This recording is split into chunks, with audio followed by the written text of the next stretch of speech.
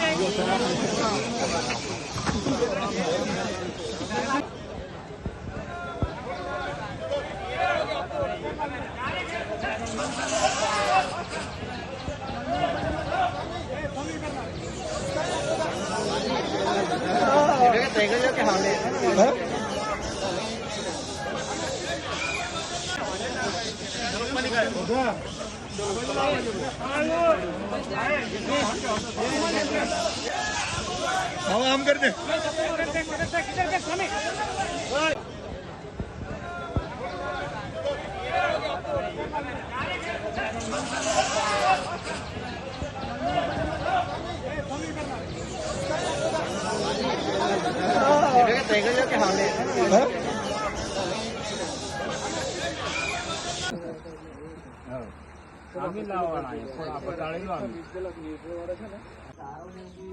Video બધું ઉતારવા કીધેલું છે તો થોડું આ બાજુ હતા સાબિતી જોવે એમ પછી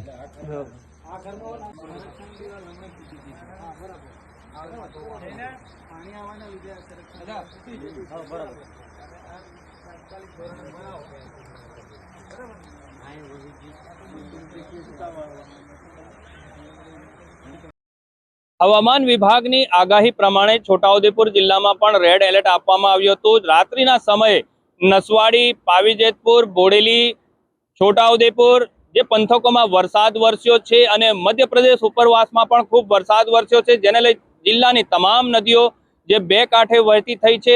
નસવાડીની વાત કરવામાં આવે તો અશ્વિની નદી ગાંડીતુર બનીને વહી રહી છે, હેરણ નદી પણ ગાંડીતુર બનીને વહી રહી છે. ત્યારે આપણે ઓરસંગ નદી પર આવ્યા છીએ. આ ઓરસંગ નદી છે જે મધ્યપ્રદેશ ભાભરાથી નીકળીને છોટાઉદેપુરમાંથી પસાર થઈને ચાંદોદ એટલે કે ડભોઈ ચાંદોદ માં મળતી હોય છે. નર્મદામાં આ પાણી તેનું મળતું હોય છે. ત્યારે છોટાઉદેપુરમાં આ જે આપને હું દ્રશ્યમાં બતાવવા માંગીશ કે અહીંયા જે ઓરસંગના પટમાં એક ચેકડેમ બનાવવામાં આવ્યું છે. આ ચેકડેમ ઉપરથી હાલ પાણી પસાર થઈ રહ્યું છે.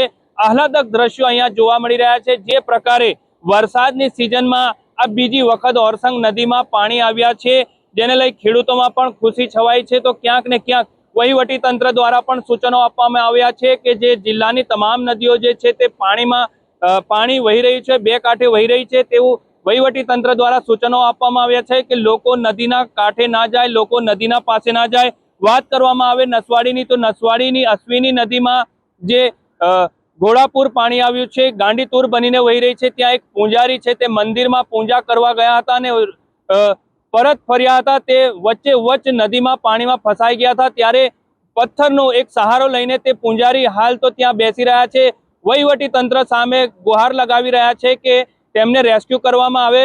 હજુ સુધી ત્યાં વહીવટી તંત્ર પહોંચ્યું કે નથી પહોંચ્યું તે તો જાણવા નથી મળ્યું, પરંતુ જે પ્રકારે સવારથી 2 કલાકથી તે પૂજારી ફસાયા છે અને તેમને બચાવવાની ગુહાર લગાવી રહ્યા છે લોકો, તેઓ પણ વહીવટી તંત્ર પાસે મદદ માંગી રહ્યા છે. વહીવટી તંત્ર વહેલી તકે ત્યાં પહોંચે ને આ પૂજારી જે છે તે પૂજા કરવા ગયા હતા મંદિરમાં, તેમનું રેસ્ક્યુ કરવામાં આવે ને તેમને સલામત રીતે બચાવવામાં આવે તેવી લોકોએ ગુહાર પણ લગાવી છે.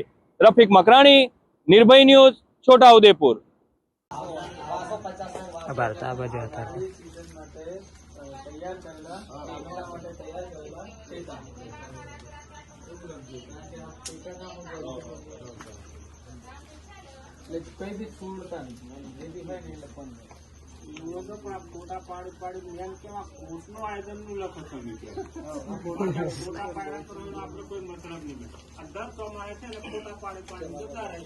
આજરોજ તળગામ જૂથ ગ્રામ પંચાયતમાં સમાવિષ્ટ ગેડાથા ગામે તારીખ 31/7/2026ના આશરે 4 વાગ્યાની આસપાસ સૂકી નદીનું પાણી પૂર આવવાથી નદી કિનારાના ઘરોમાં પાણી ઘૂસી ગયેલું છે. એમને ઘર વખરીનું નુકસાન, ત્યારબાદ એમના ઘાસચારો અન્ય બીજી વસ્તુનું નુકસાન થવા પામેલ છે, જેની અત્રે હું ઘર દીઠ સર્વે કરી રહ્યો છું અને સરકારના નિયમો અનુસાર જે કંઈ લાભ મળવાપાત્ર થશે એ ચૂકવવામાં આવશે. તલાટી કમંત્રી તળગામ ગુજરાતનું છે.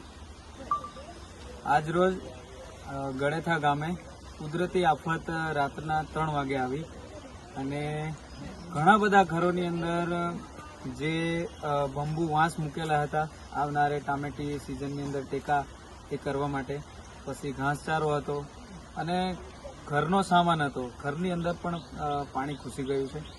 આ કુદરતી આફતમાં ગામ લોકોને ઘણું બધું નુકસાન છે અને આ સ્થાનિક લોકો બધા ભેગા થયા છે.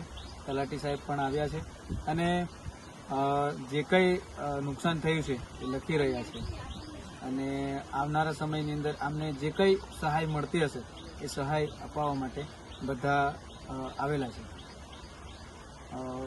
પરેશ રાઠવા, પછી એક ગામના વ્યક્તિ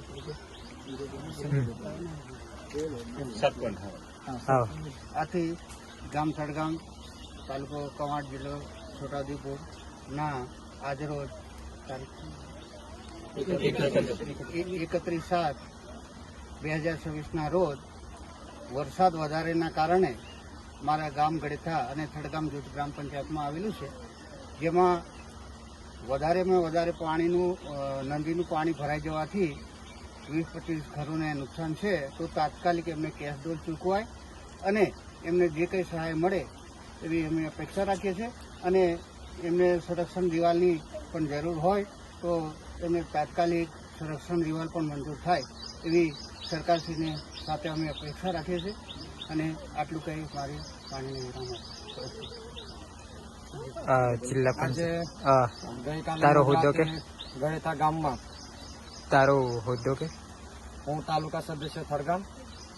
ગઈકાલે રાત્રે મધરાતે બહુ ભારે વરસાદના કારણે ગળેથા ગામમાં જે નદી કિનારે ઘર આવેલા છે 20-25, એમાં ભારે નુકસાની અને ઘર વખરી, પાઇપો, વાંસના દંડાઓ બધું જ લોકોને નુકસાની થઈ છે અને તંત્ર સામે એટલી અમે આશા રાખીએ છીએ કે અમને તાત્કાલિક ધોરણે કેશ ડોલ સહાય આપવામાં આવે અને તાત્કાલિક ધોરણે જે નદી કિનારે સંરક્ષણ દિવાલ આવેલી છે, તૂટી ગયેલી છે, એ તાત્કાલિક ધોરણે મંજૂર કરીને બનાવવામાં આવે એવી અમારી આ ગામ લોકોની અને મારી માંગ છે.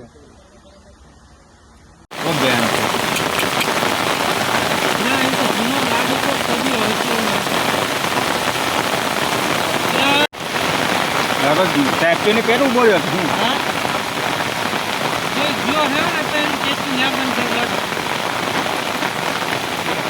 દેખાતું હોય તો કેમ આપણી હિંમત ચાલે.